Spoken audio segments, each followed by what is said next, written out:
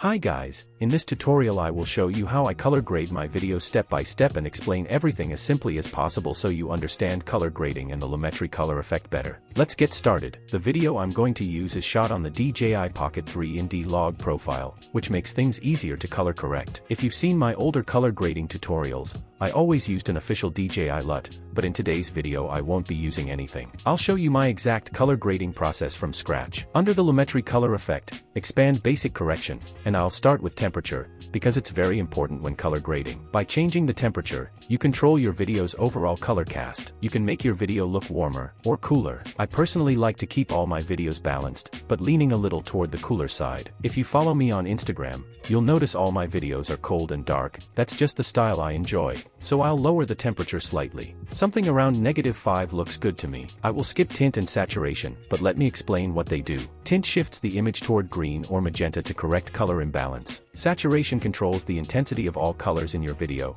making them either more vibrant or more muted. I will also skip exposure because in this clip it's already correct. Exposure controls the overall brightness of the entire image. Let's move to contrast. I'll increase it until the image looks darker and punchier. Increasing contrast makes the dark areas darker and the bright areas brighter. Decreasing contrast makes everything look more flat and washed out. Next I'll lower the highlights. Highlights control the brightest parts of the image. Lowering them brings back detail in bright areas, and increasing them makes the bright areas even brighter. Next I'll increase the shadows to bring out more details in the darker parts of the car. I'll also decrease the whites. Whites affect the upper mid-bright tones of your image. Lowering them softens strong bright spots. Increasing them makes the image look more intense and bright. I'll skip blacks because I don't need to change them. Blacks control the darkest parts of the video. Dragging blacks down makes shadows deeper and creates contrast. Dragging them up makes the image appear more faded. So the basic correction is done and my image looks exactly how I want it. Next, expand the curves section. Under the main curve, create 3 points. One for shadows, one for the midtones, and one for the highlights. Let's start adjusting. I'll slightly pull down the shadows. Pulling the shadows down makes the dark areas deeper and adds more contrast. Next I'll pull the highlights down a little as well. This reduces brightness in the bright areas and creates a more cinematic soft look. Finally I'll pull the midtones up slightly. Raising midtones brightens the overall image without affecting shadows or highlights too much. Now switch to the red channel, and I'll lower the reds. This shifts the image toward blue, which helps create that dark, cold tone I love. It already looks nice, but we're not done yet. Scroll down to Hue versus Saturation. This tool lets you increase or decrease saturation of specific colors without affecting the entire image. In this video, the main colors are green, purple, and blue. Select the eyedropper tool next to Hue versus Saturation and click on the green area in the video. Then pull the middle green point upward to increase the saturation of only the greens. Once that looks good,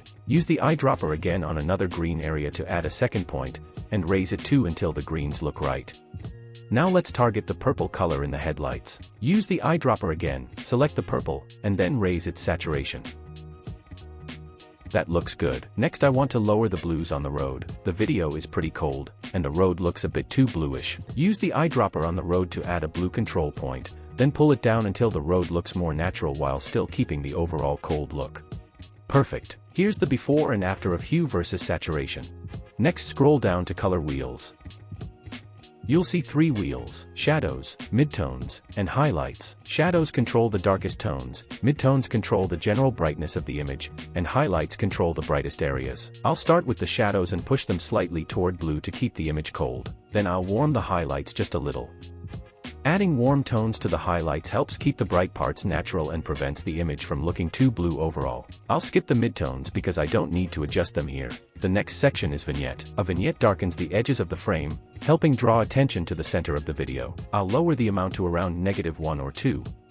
Then lower the midpoint, which controls how close the vignette gets to the center of the frame. Finally increase the feather to 100 for soft, smooth edges. That's it for the main color grading. For a final touch, I like to slightly increase the contrast again to make the image even darker and match the exact look you see on my Instagram. After color grading, I love to add a glow and sometimes a golden effect. To add the golden effect, I create a new adjustment layer and then apply my saved preset. I already have a full tutorial on how to make this golden effect, so if you want the exact same look, check the link in this video's description. After applying the effect, I grab the rectangle tool and draw a mask above the car so the effect only touches the sky and the upper parts of the video. Then change the blending mode of the adjustment layer to screen. After that, increase the mask feather to around 300 to soften the edges. In this case, the golden effect is touching the car, which I don't want, so I'll move the mask slightly upward so the glow only affects the sky. Next we need to track the mask. This is very important. At the beginning of the layer, create a mask path keyframe and make sure the mask is positioned correctly. Then scroll to the end of the video and adjust the mask again so it follows the movement perfectly. If the golden effect looks too bright, I lower the glow intensity until it looks right.